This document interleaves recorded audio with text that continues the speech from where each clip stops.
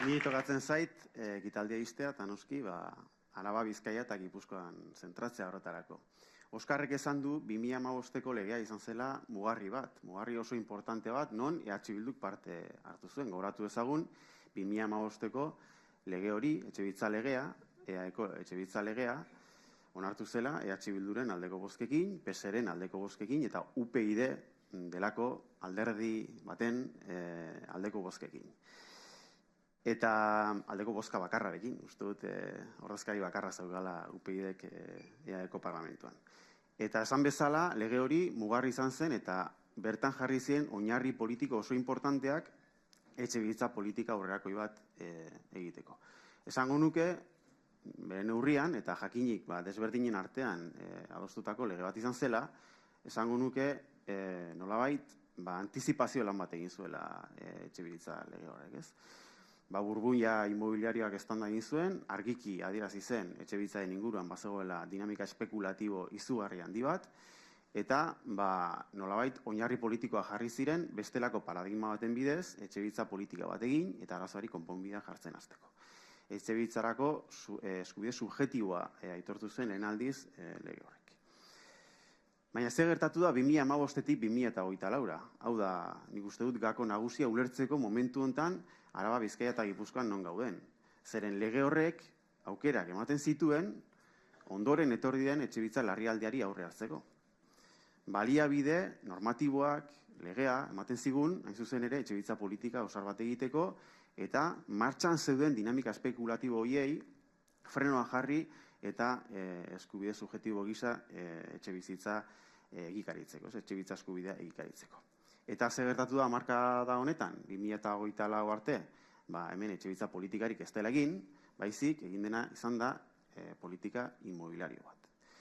Eta hori da, momentu honetan daukagun arazoaren, esango nuke, arazoa hain larria izatearen faktore importante bat. Hamarkada bat galdu da. 2015-tik 2024 doan denbora tartea hamarkada galdu bat izan da, eta hemen erantzunkizunak badaude.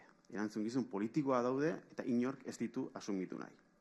2015-tik 2024 bisesak EAeko promotora publikoak 3.000 etxebizitza publiko sustatu ditu soilik. 3.000. Gaurko begiradatik lotsagarria da. Eta uste dut norbaitek hemen ardurak hartu beharko dituzkela. Hamarkada honetan ez dira gai izan PNV eta PSE, PTS bat edo lurralde plan sektorial bat egin, eta lurraldea antolatzeko etxebizitzak non eraiki beharko ziren ordenatzeko. Ez da lurzoru erreserba estrategikorik egin. Alokairuak ez dira interbenitu nahi izan, eta EH Bilduk behin eta berriro insistitu du hortan ezken euskan eskumenak, baina Kataluniak egin izan du denbora tarte hortan. Eta guk, esaten genuena, zen gure zuzenbide zibila baliatu behar genuela, gure autogobernua baliatu behar genuela, hain zuzen ere, prezioz oso goiti zeuden alokairuak interbenitu eta jendearen etxebizitza eskubidea bermatzeko. Etxe hutsak merkaturatzeko ez da urratsik eman. Nagorek aipatu duen dekretua 2021koa 6 urtetan ez da inolako urratsik eman 2015-tik aurrera etxebizitza hutsak merkaturatzeko. Eta turismoaren gehiegikeriei topea jartzeko ere ez da batere aleginik egin. Beraz, esan behar da, hamarkada galdu bat izan dela 2015-tik 2024 doan denbora tarte hori. Eta baldintzak bageneuzkan etxebizitza politika bat egin eta arazoari aurre hartzeko. Bagenukan, badaukagu, de hecho, eskala fisiko bat, 3 herrialde honetan, nahiko manejablea arazoari irtenbide bat emateko. Bagenukan legea, bagenukan gaitasun normatiboak, bageneuzkan baldintza instituzionalak eta bageneuzkan baita ere 3 herrialde hauetan gaitasun finantzieroak aktibatu zitezkenak etxebizitza publikoaren promozioa beste eskala batera emateko. Eta ez da horrelako ezer egin. Eta ondorioz, gaur egun aurkitzen gara etxebizitza larrialdi betean. Eta datu batzuk oso argigarria dira. Eta nik uste du momentu honetan hau inork ezin duela ezabatu. Inork ezin duela nolait disimulatu. Ezin da disimulatu, baina esan bezala inork ez du ardurarik hartu nahi. Eta hontan bai salaketa politiko bat egin nahi dugu. Izan ere, EH Bilduk argi dauka politika onaren ezaugarri nagusitakoa dela, nork bere ekintza politikoaren eta gobernu ekintzaren emaitzen ardurak hartu behar dituela. Eta hemen inork ez du hartu nahi ardurarik azkenengo 10 urtetan egin denaren inguruan edo egin ez denaren inguruan. Gaur egun, emantzipazio adina 3 herrialdeetan 30 urtekoa da gutxi asko. Europako bataz bestekotik oso gora. Prezioak, dakigun bezala, maksimo historikoetan daude, bai salmenta prezioak eta bai alokairuaren prezioak. Eta momentu honetan 110.000 pertsona daude etxebiden izena emanda. Beraz, zein izan da egin den politika inmobiliario hori, sustapen pribatuari bide eman, haize eman, eta ondoren, gobernuetatik, instituzio publikoetatik egin dena da, nagusiki politika prestazionista bat. Ondorioz, gero, diru publiko gehiago ari gara inbertitzen diru laguntzen bidez eta prestazioen bidez etxe bizitzara, eta geroz eta gehiago da etxebiden izena ematen duen jendea, merkatu libroan ezin dezakena etxe bizitza bat eskuratu eta beraz babes publiko baten bila jotzen duena etxebidera. Beraz, argiki, momentu honetan, martxan dagoen etxebizitza politika da, frakasatu duen etxebizitza politika bat, eta hemen norabide aldaketa bat behar da, edo inflexio puntu bat behar da, benetan arazoari irtenbide bat emateko. No hay en estos momentos política de vivienda por parte del PNV y el PSE capaz de atajar el problema que tenemos en estos momentos, capaz de dar respuesta a esta situación de emergencia habitacional o de crisis de vivienda que estamos padeciendo. Porque el PSE no puede y el PNV no quiere.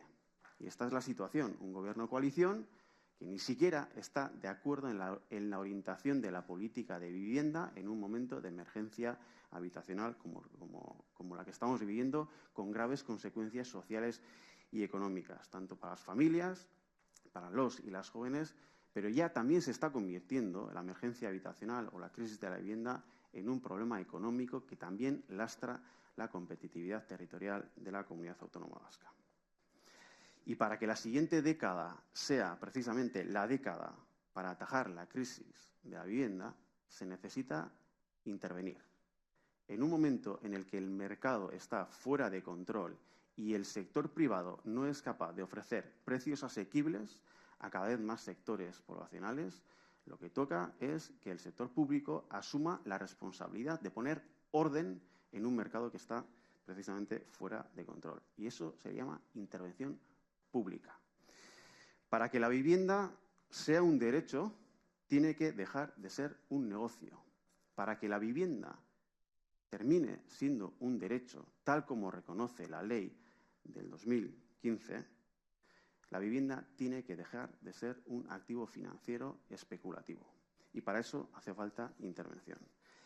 Para que se garantice el acceso a la vivienda, se ha de priorizar, como ha dicho Nerea también anteriormente, el uso social de la misma. La vivienda tiene que ser para vivir en un momento en que la demanda está absolutamente desbocada y falta oferta precisamente. Para eso hace falta intervenir un mercado que está fuera de control. Y para que realmente bajen los precios sean realmente asequibles y la gente tenga seguridad habitacional, se debe construir un gran parque público de vivienda siguiendo el modelo precisamente de Viena, multiplicando por 10 el esfuerzo público que se ha hecho en la última década en promoción de vivienda pública. Y para eso hace falta intervenir. Interbentzioaren eta beste aldera begiratzearen arteko dilema zein da. Ze dilema da hori? Norbaitek esan izan du azkenengo asteetan. Hemen dilema da interbenitzen den merkatua ala beste alde batera begiratzen den. Hori ez da dilema bat. Erantzuna evidentea da. Interbenitu egin behar da, bestea ez da aukera bat etxebizitza larrialdiaren aurrean. Eta interbenitu egin behar da, espekulazioa eteteko, etxebizitzak bizitoki izan daitezen, eta azpiegitura estrategiko, azpiegitura sozial estrategiko bat eraiki dezagun, hau da, etxebizitza parke publiko handi bat jendearen eskubidea bermatzeko. Y EH Bildu se compromete a ello. Hoy presentamos una caja de herramientas, lo han dicho mis compañeros y compañeras. Como se ha repetido más de una vez, a esta situación no se le hace frente con una sola política pública. Se necesita una amplia caja de herramientas para desarrollar muchas políticas con mucha intensidad y de forma absolutamente coherente. Para eso hace falta un gran pacto de país que alinee las 3 escalas institucionales de la comunidad autónoma vasca: la escala autonómica, la escala territorial y la escala municipal o escala local. Pero creemos que es posible hacerlo, porque tenemos referencias y se están aplicando políticas en nuestro entorno que resultan eficaces y son políticas públicas demostradas que están ya dando respuesta a la crisis habitacional. Y tenemos por referencia los países europeos socialmente más avanzados. En los países europeos socialmente más avanzados existen políticas, existe promoción de vivienda pública, existen herramientas que se están aplicando y dan resultado. Y es posible, mediante esta aplicación, atajar el problema de la vivienda en 10 años. Para eso hace falta una política pública decidida, ambición política y determinación.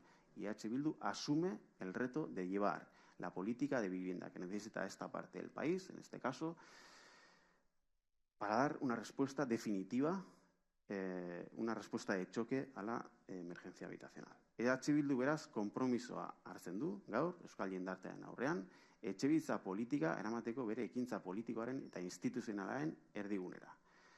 Badauzkagu herramientak, ez dago etxebizitza politika publiko bat eta bakarra arazoa konpon dezakena. Neurri asko behar dira, modu bateratuan, modu koordinatuan, aplikatuko direnak lurralde osoan eta hiru eskala instituzionalak ondo koordinatuz. Kontziente gara, denbora eskatuko du honek, baina uste du 10 urteko epean posible dela emergentzia habitazionalari buelta ematea. Horretarako, ambizioa behar da, determinazioa behar da eta konpromisoa behar da. Eta Europako herrialde sozialki aurreratuenen erreferentzia aintzat hartuz, uste dugu, hori posible dela egitea. Hori da gure konpromisoa eta horretara jarriko gara datozen hilabete eta urteetan. Mila esker.